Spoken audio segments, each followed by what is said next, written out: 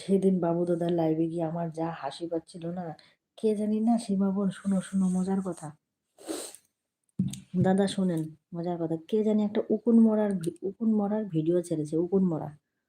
হ্যাঁ, আমার প্রাণের চন্দ্রকোনা এক্ষুনি ঘুমালো, এক্ষুনি নাক ডাকছে, আবার মাথা হাতান,